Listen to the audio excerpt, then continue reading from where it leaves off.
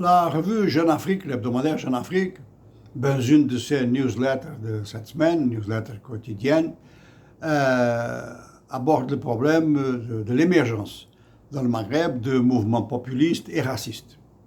Cela à propos des agressions récentes contre des immigrants illégaux d'Afrique subsaharienne qui étaient en Tunisie, probablement cherchaient à arriver en Europe.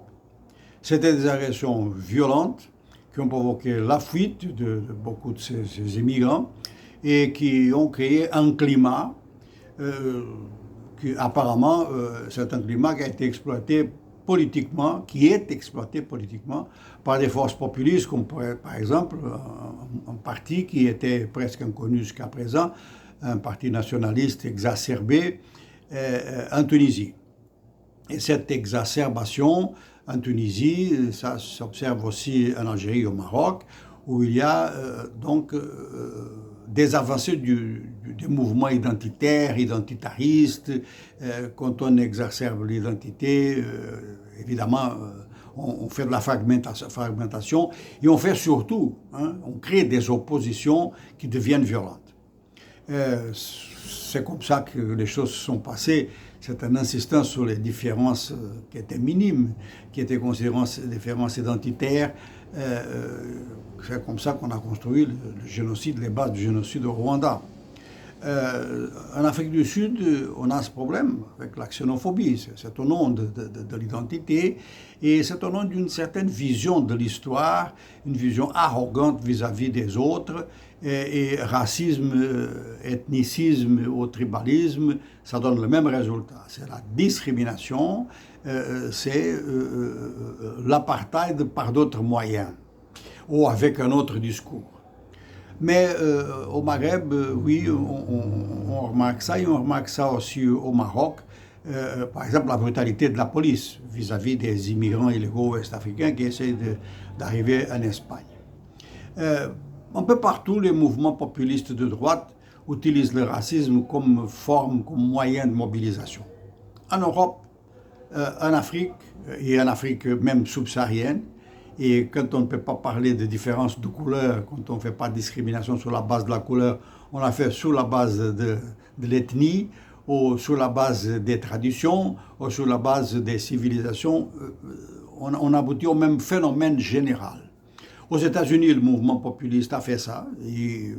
Trump a été au pouvoir avec un langage qui souvent était un langage de mobilisation raciale.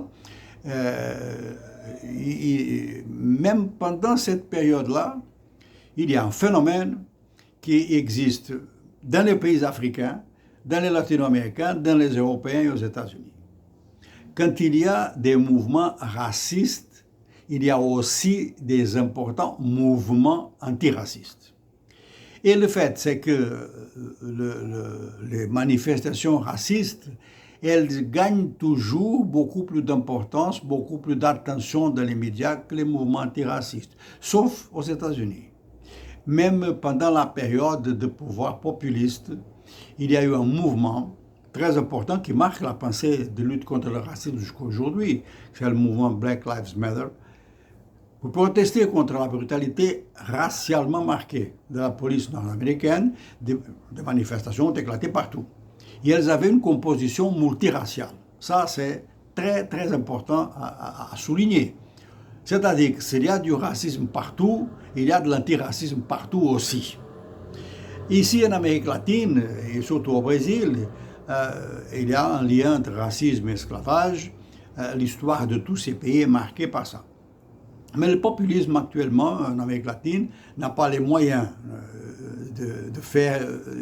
d'utiliser le racisme de la même façon qu'on l'utilise dans le Maghreb, en Europe, aux États-Unis. Ce sont des sociétés à majorité métisse et donc ils auraient des difficultés de mobilisation. Ce qu'ils font, c'est de nier l'existence du racisme et ça, c'est grave aussi.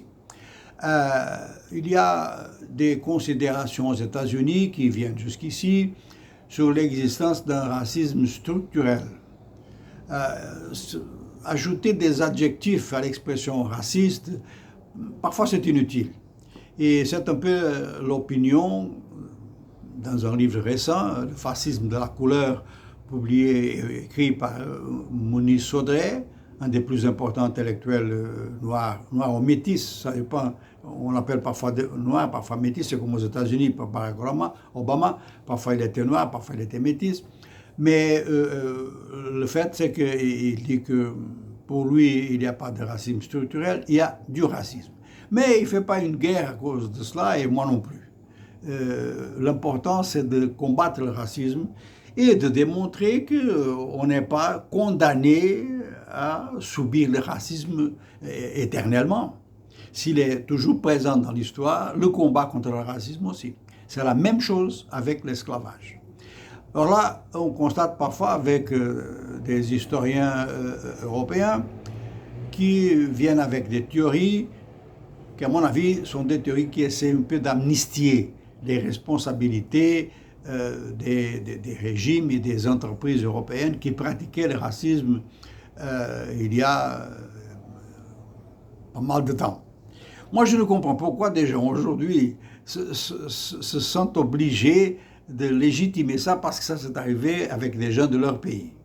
Bon, les gens d'aujourd'hui, que ce soit en Afrique, que ce soit en Amérique, que ce soit en Europe, les gens d'aujourd'hui ne sont pas responsables de l'esclavage ni des crimes qui ont été commis il y a un siècle, 2 siècles. Sauf quand ils se mettent à légitimer, à dire que c'était consensuel, tout le monde faisait ça, alors c'était normal. Bon, alors ceux qui ont cette position, ceux qui ont ce discours, ils deviennent des complices de l'esclavage.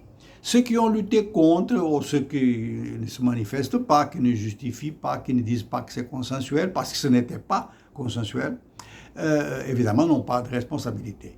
Il y a une autre affirmation qu'on fait dans ce cadre-là, des historiens européens, c'est que les Européens ne sont pas tellement responsables parce qu'ils ont trouvé des alliés sur place. C'est comme dire, quelqu'un va dans une ville pour commettre un assassinat, il a l'appui de quelqu'un de cette ville et il n'est pas criminel. Il devient innocent parce qu'il y a eu un soutien local. C'est incroyable ce type de débat, mais il existe et il marque beaucoup. Alors, c'est important de souligner que si aujourd'hui, quand il y a des mouvements racistes, je vais répéter, il y a des mouvements antiracistes et que les deux doivent être traités au moins comme étant 2 phénomènes sociaux de grande importance. Et d'autre part, pour ce qui est de l'esclavage, on constate qu'à l'époque, même à l'époque d'or, disons, à l'époque d'or de l'esclavage, il y avait des gens qui étaient contre l'esclavage, y compris en Europe. Au Portugal, il y a eu un chroniqueur, Jurara, qui a décrit le premier marché d'esclaves à Lagos, au sud du Portugal, et lui-même horrorisé. Et dans cette chronique-là, il nous parle d'une attitude aussi de la population locale qui était tout à fait agitée quand elle a vu ce marché-là. Puis il y a eu encore au Portugal un livre qui a été publié en 1515 qui s'appelle L'art de la guerre dans la mer. L'auteur, c'est curieux parce que c'est un prêtre qui est devenu commandant de marine. Et dans ce livre, il dit qu'il combat l'esclavage. Il dit qu'il n'y a aucune base pour l'esclavage. Il s'y oppose. En 1515, il dit que c'était même un crime. La phrase, c'est à peu près comme ça. Ils n'ont pas de dettes envers nous, ils ne nous ont pas attaqués, donc ce que nous faisons, c'est un crime. On ne peut pas faire ça. Il y a d'autres exemples qu'on pouvait donner, même au sein de l'Église catholique, des oppositions, ici même au Brésil, aux États-Unis, qu'il y a eu un combat qui signifie que l'esclavage n'a jamais été consensuel. Et alors là, si nous parlons du continent africain, encore plus. Les gens s'y opposaient. 12 millions d'esclaves, ces 12 millions n'étaient pas favorables à l'esclavage. Et chacun a laissé des voisins, des parents derrière un esclave par 10 qui sont restés en Afrique, ça fait déjà 120 millions. Mais il y a une autre affirmation qui est encore plus grave, et c'est de dire qu'il y a eu de l'esclavage dans toutes les civilisations.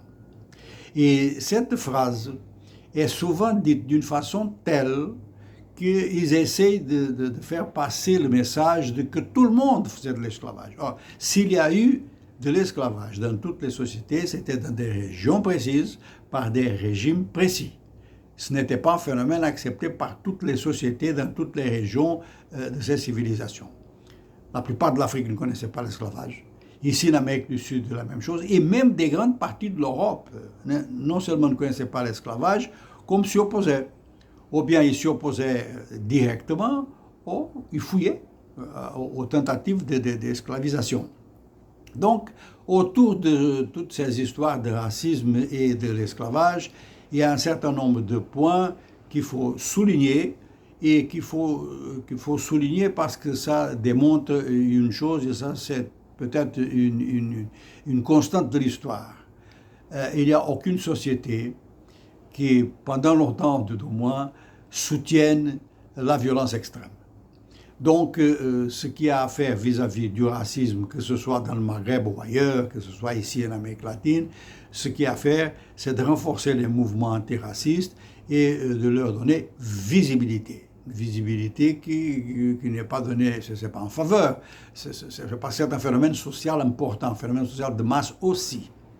Et d'autre part, vis-à-vis de l'histoire, on va finir avec ces tentatives d'amnistier et surtout, terminer avec ces complexes de culpabilité qui amènent certaines personnes, même au niveau académique, à déformer l'histoire et à présenter comme normal quelque chose qui, tout au long de l'histoire, a été parfaitement anormal.